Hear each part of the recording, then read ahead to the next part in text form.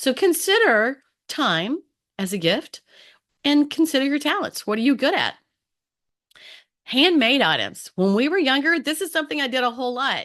I did ceramics, and so I made ceramics that year. Everybody got something that I thought that they would love that was ceramic, and I enjoyed working on that throughout the year because at that point I taught dance at night, but I was home with my kids all day, and so that gave me something to work on. I thoroughly enjoyed that. I know my younger son has an Etsy business now, and so I've received a few handmade gifts from him. Usually it's woodwork items. So handmade gifts are great. Crocheted blankets, crocheted scarves. Yeah, think about it. What are your talents? Now, I forgot to look at that. Okay, family obligations. Often when the holidays come upon us, we love getting with our family, but we start getting uptight because we have too many things going on. The kids have things going on. There's things going on at church. There's family dinners. There's dinners for groups that you're in. And the obligation for all the get-togethers becomes too much, and you're not even enjoying it anymore. So you have to stop and discuss. What are you going to say yes to of this year? What's most important? So family, of course, is always most important, and it's important for couples that you discuss these things and make these decisions together. A little give, a little take, a little give, a little take. You can't always be taken. In one of our podcasts this month, we talked about the love bank and how we deposit things into the love bank and it causes you to get along better with your spouse. But when you're constantly withdrawing from the love bank, it causes you to have a few arguments with your spouse. And holidays are no different. In fact, there's more stress going on during the holidays. So discuss together and give.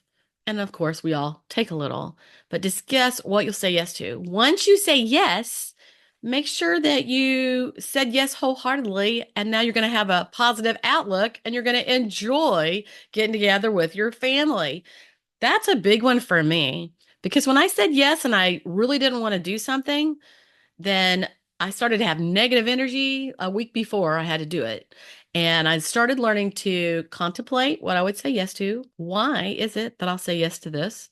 And then that helped me to have more positive energy because negative energy drags you down. It doesn't give you nothing but trouble. And then remember to leave a little space. Leave a little space in your calendar to rest and sit and watch TV, have a conversation with your spouse, do something with your kids, but leave a little space in your schedule so that you can keep your joy. And that falls into time management. You want to keep a planner, whether it's on your phone or a little one in your purse or on your desktop. You want to keep a planner so you don't miss anything and so that you are paying attention to what you will give your time to. You have one life to live. One life to live. Make sure you have no regrets. Regrets happen when we, shun that family. Maybe we're irritated or bothered with somebody and we don't want to take the time for them and we don't get with them. And then suddenly something happens and they're not around anymore. So make sure, what's most important. Keep a planner. You want to prioritize, like I said, what's most important. Is that your spouse, your kids, your family? And of course, it's always important to get together with the people at work. It keeps the morale up and helps develop relationships that, work well together. And then delegate a few things.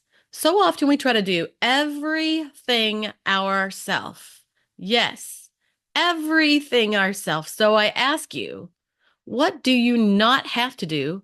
And what are you picking up and doing just because you think you're the only person that can do it? Look at all those things and figure out something that you'll delegate. It might be that you ask a spouse for some help in something, or that you decide, hey, I'm going to let each one of my kids do a little something in the house. You might like that. And learn to say no when you need to say no. Some people have trouble saying no. They might need to resort back to their spouse. Well, let me ask my spouse so they can say no. But some people have trouble saying no, and they're busy doing everything that everyone else wants them to do. Let's go back to learning how to decide what you say yes on. And the little things that we do for each other matter when it comes to our marriage.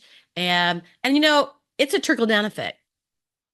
How happy you and your spouse are, it goes down into how happy your kids are, how good you are at work, how you make friends and support friends. Because being happy at home is the most important thing. Having a great relationship with your spouse, and you at least got to try. So, lend a helping hand to your spouse and discuss mutual events that are coming up. You're both deciding what we're going to give our time to, what we're going to do together, because, if you do everything apart separately, you're going to grow apart. But if you learn to do things together, make decisions together, do things together, be together, life's going to be a lot better.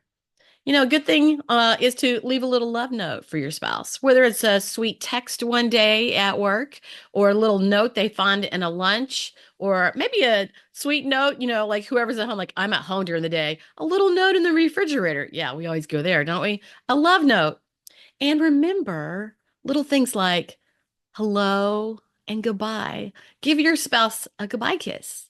Give your spouse a hello kiss. Pay attention to one another. Now, I've been married a long time, and I know there's a time we always did that. And now there's a time that suddenly, maybe I was tired or whatever, and I didn't get up or I didn't speak or I didn't do.